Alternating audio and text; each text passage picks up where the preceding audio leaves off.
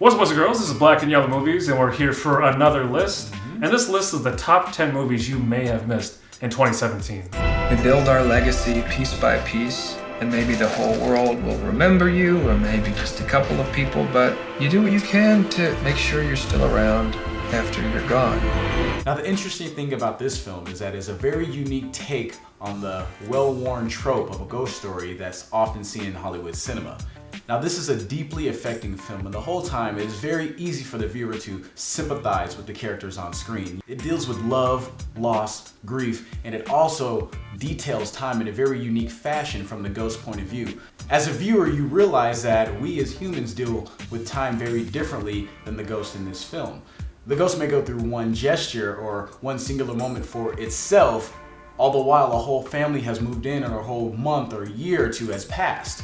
Now, I thought that was a very unique look at what loss can do to you. This movie is definitely a tearjerker, so if you don't mind sharing one or two, this is the movie for you. I just think I should stay here. You are smart and talented. You could do a lot better. Then what? Now, this is one of the smartest movies I've seen in a long time. It deals with things like architecture, the human condition, but portrayed in a very, very simple and subtle, smart way. It deals with a lot of real life subjects like parenting and moving on with your life versus holding on to the past. And the cinematography was very unique, and it's one that I haven't seen in film in a long time.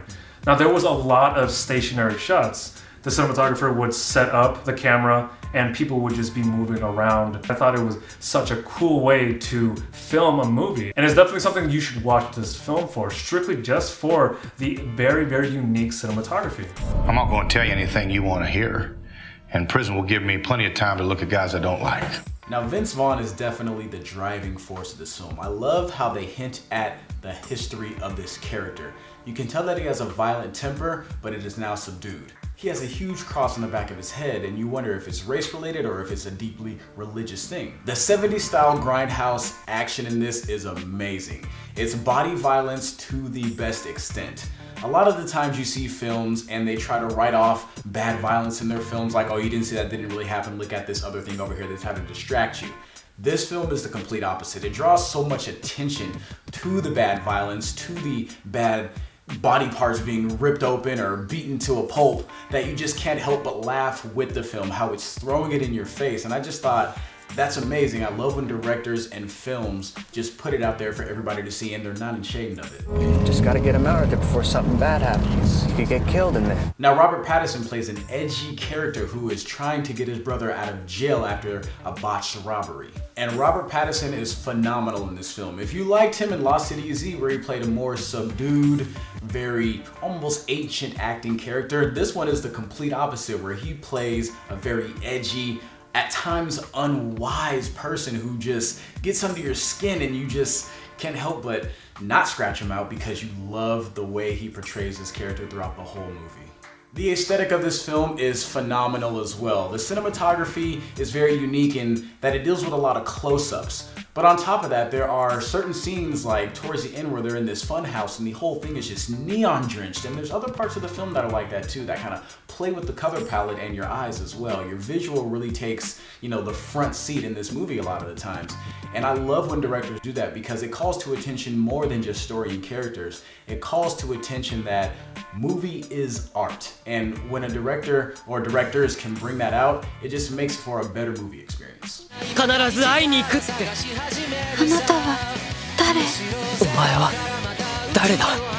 Your Name is about these two characters, a boy and a girl, and sometimes they wake up in each other's bodies. It's a very, very cool, very, very interesting premise.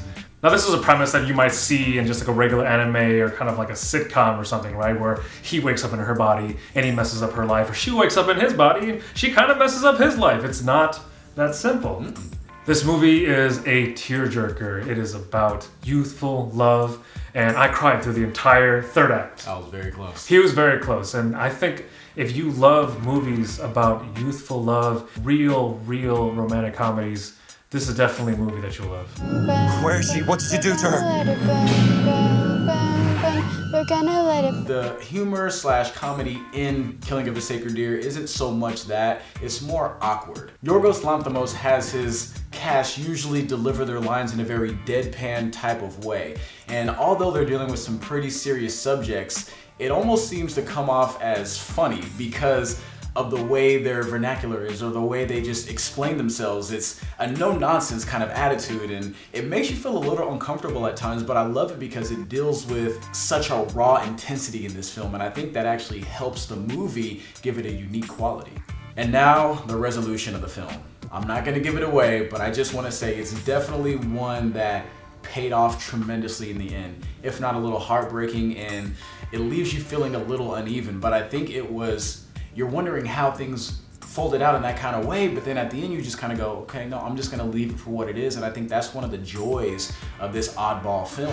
Keep your head up, killer. It's a cold world out there. You got this. You're a boss bitch. And it is about an aspiring white female rapper coming up in the Jersey area.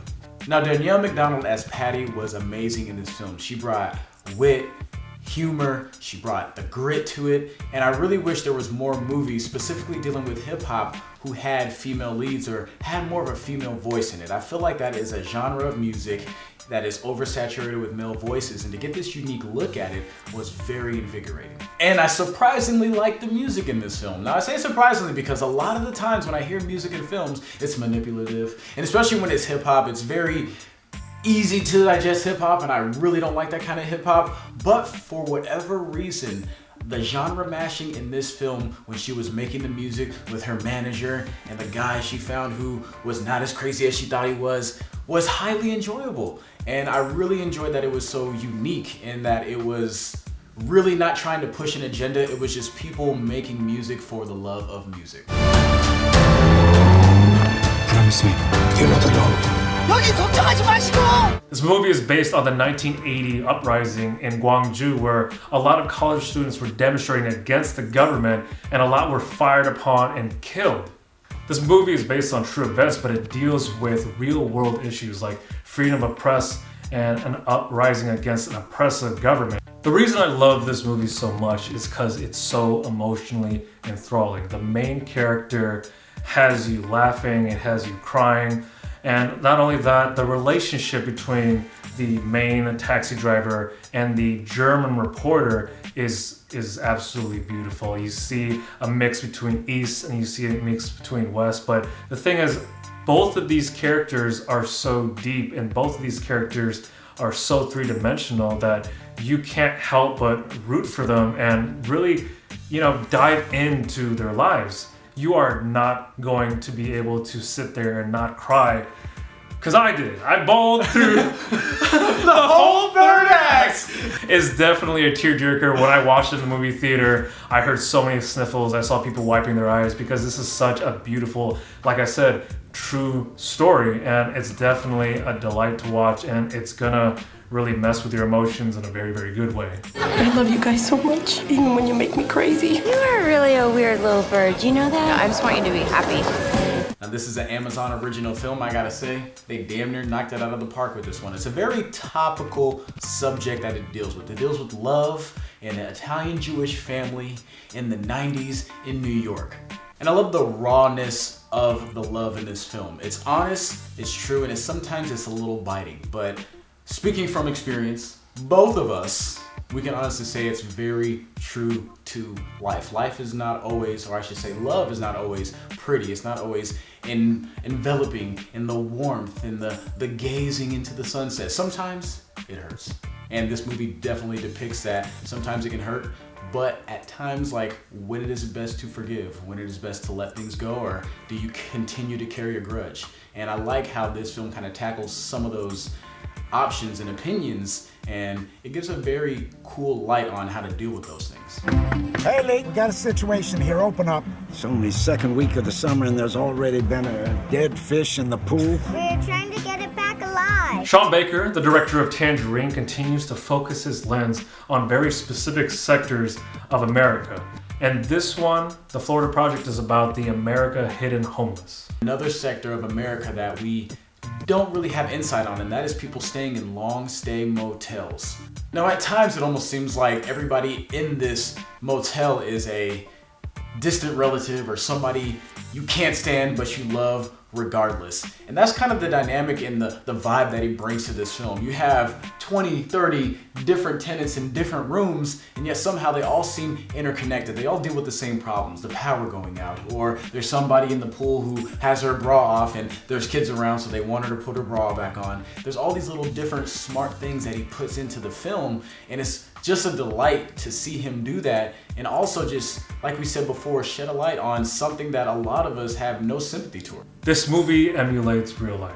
It has so many different moments. It has sad moments, cute moments, happy moments, funny moments, heartbreaking moments, hard to watch moments. But these are all just, the way it's filmed and the acting make it just so realistic. It almost feels like you're watching a documentary at times, but it's not. It's just one of the rawest, most realistic films that you'll see about a little sector of America that not a lot of people know about. Now that was 10 films in 2017 that you may have missed, and definitely all of them, all 10, are highly recommended by all of us. Now, do you guys have any films that you think that we may have missed in 2017 that are incredible? Comment below, tell us which ones. We'll watch it, we'll review it, because we love watching great movies, especially ones that are under the radar. Under the radar. Well, this is Black and Yellow Movies with another list. If you liked it, please subscribe and give us a thumbs up, and we'll see you guys next time.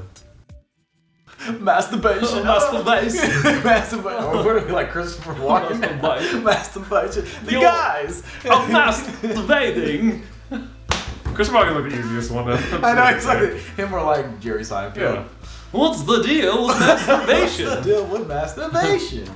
I'm sick. You're like, that sounds very bad. That sounds very bad. That sounds very bad. I'm trying to do a Colin Farrell. That sounds very bad. That sounds very bad. Anesthesiologist.